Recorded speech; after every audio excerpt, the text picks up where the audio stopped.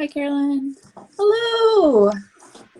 Hi. Um, Welcome to Niche Conversations. I'm Jessica DeWitt. I'm one of the editors here at the network in Canadian History and Environment. And today I am joined by Laurence Butet-Roch. You want to tell us more about yourself? Hi, everyone. So you can hear me well. This is a first for Yes. me with the Instagram Live. So thanks for bearing with me if there are any technical issues. So far, so Yeah. good. Okay, great. So yes, I'm Laurence Butet-Roch. I'm a photographer, a writer, and a PhD student in environmental studies at York University. Awesome. So I invited you here today because last month, was it last month? Yes, it was March. Time is just weird for me right now. Last month, we published a series called Sites of Contestation. Of, that's not what it was called. Yes, it was. Yeah. Sites of Contestation. Okay. And you published this with your colleagues Isaac Thornley and Alexander Watts Simpson. And your post was called Images. And so I invited you here today to talk about that. And I thought we'd start off by just talking about what the series was and how your piece, which was the third in the series, fit into it. Yeah, so the series emerged out of several conversations that Isaac Tornley, Alexandra Watt Simpson, and myself had about oil infrastructure, and particularly the narratives that surround them, which is something that we're all concerned with in our respective work. We're really thinking through, okay, what are the discourses that sustain, kind of the primacy of oil in Canada, and then which can interrupt them, each within our own fields. And so Mhm. these are like our double kind of like site, as in what you can see, but also sites as in places of contestation is both a way to, think through, okay, how does bodies, in the case of Alex, what roles do they have in resistance? In the case of Isaac, he's really concerned with, the unconscious and the fantasies and what's really like deeply embedded within our psyche about these infrastructure, about this kind of entire economic sector. And then in my case, I'm concerned with the role that images play in perpetuating this kind of extractive system that we have. Mhm. And so that's how, how it came together. Yeah. And it was, you had a panel at the American Society for the Study of Literature and Environment last summer, I think. And that's where I Mm-hmm. first saw it. And I was like, "Ooh, this is really good." And so I invited you all to do a series. And I'm really glad that it came together. It was really great. So let's talk a bit more about images and fossil fuel infrastructure. What role does imagery play in both enabling and dismantling fossil fuel infrastructure in North America? I mean, it's such, I could go on about this for ages. I'm going to try to be somewhat succinct.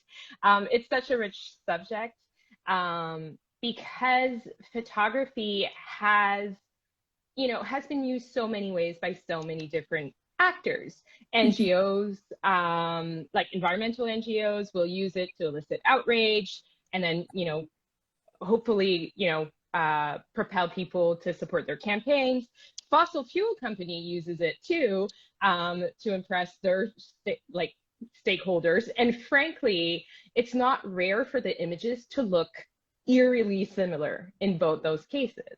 Mm-hmm. And so, images are, they've long served as a way to exalt kind of like the large scale man-made structures on which our societies depend.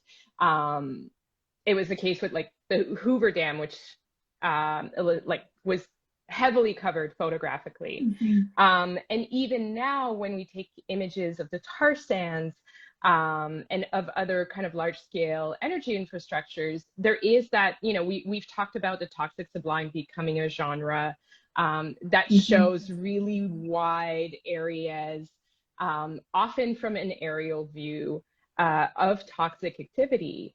And these images of it, like have kind of started a whole discussion about kind of like the challenge of pairing very troubling content with really beautiful aesthetics. And whether, that is the way forward in terms of communicating Mhm. environmental ills. Um, so there's all of that. And then there's the idea that images are a salient form of evidence. They are what we look to when we're trying to make sense of the world around us. Mhm. So it's not about saying, oh, images can't do what we want them to do, or images are,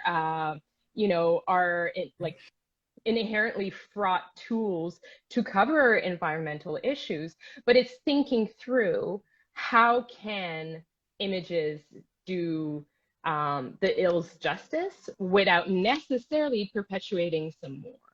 And Mhm. that's a really, really tricky question to which, I don't have a clear recipe or answer for. Yeah.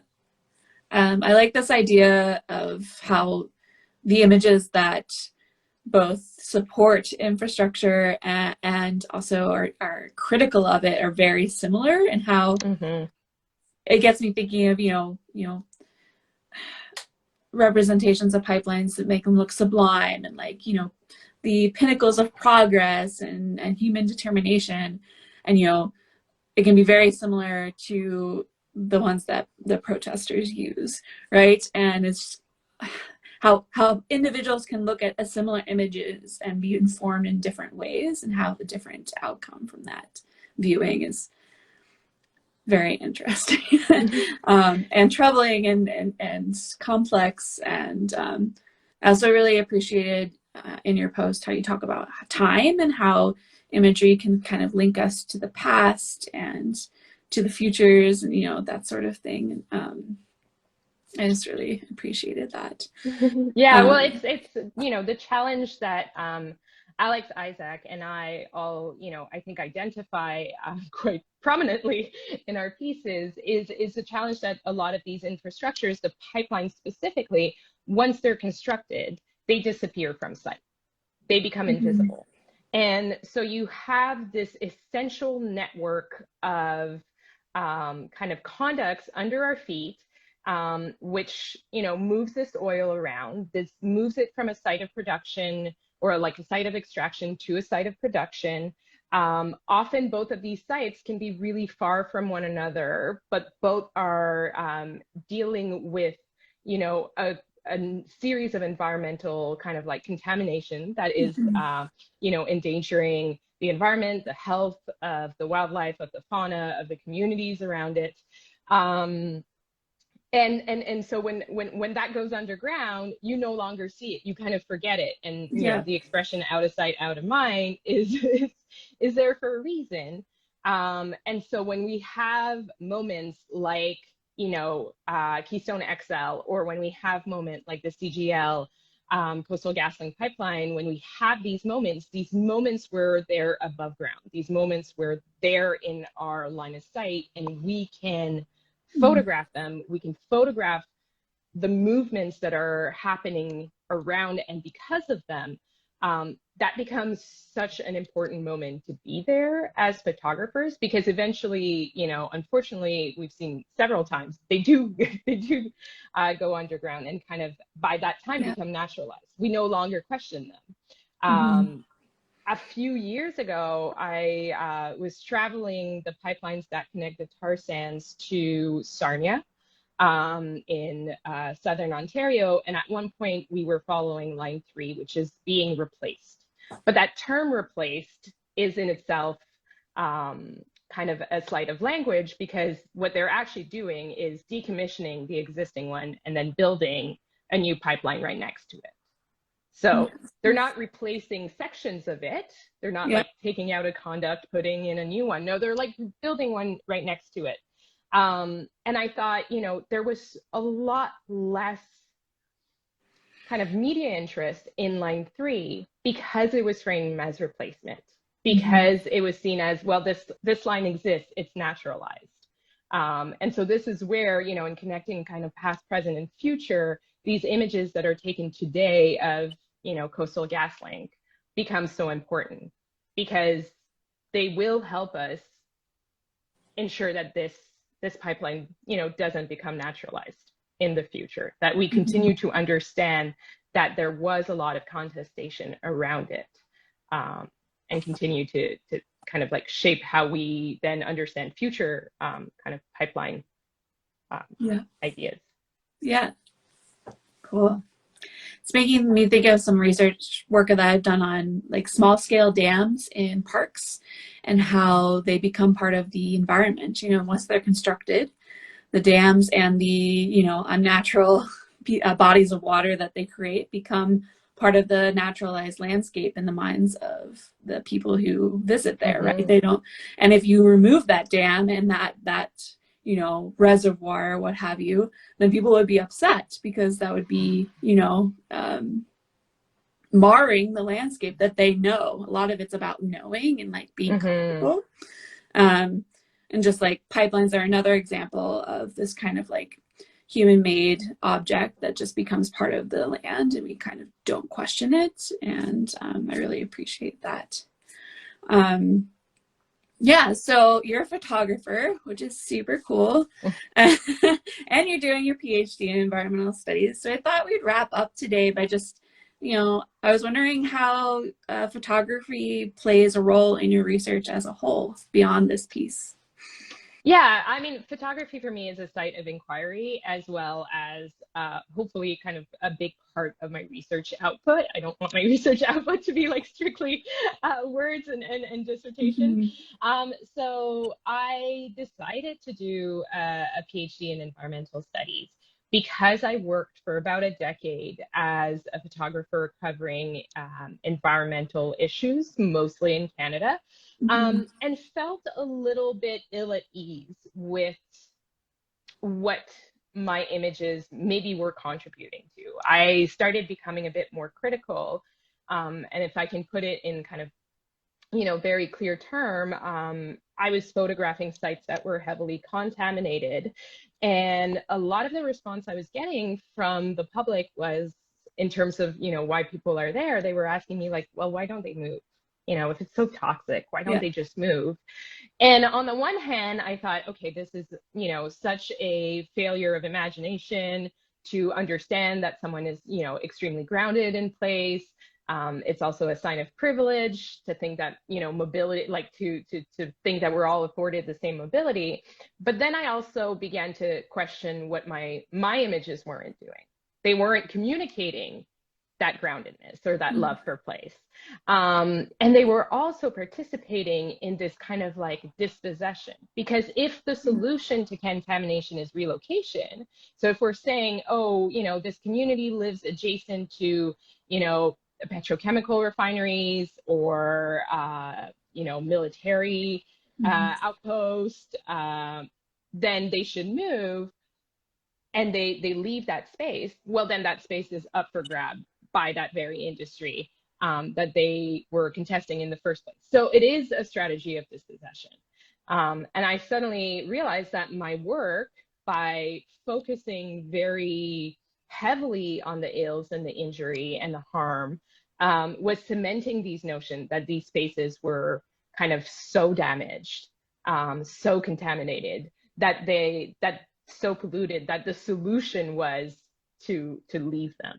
Mm-hmm. And so that's why I entered into a PhD, because I felt I needed, the time, the structure, the encouragement to pursue a question like that, which in the photo industry, because of all, the time constraints, the budget constraints, the space constraints, we don't have the luxury of really delving deep into these questions.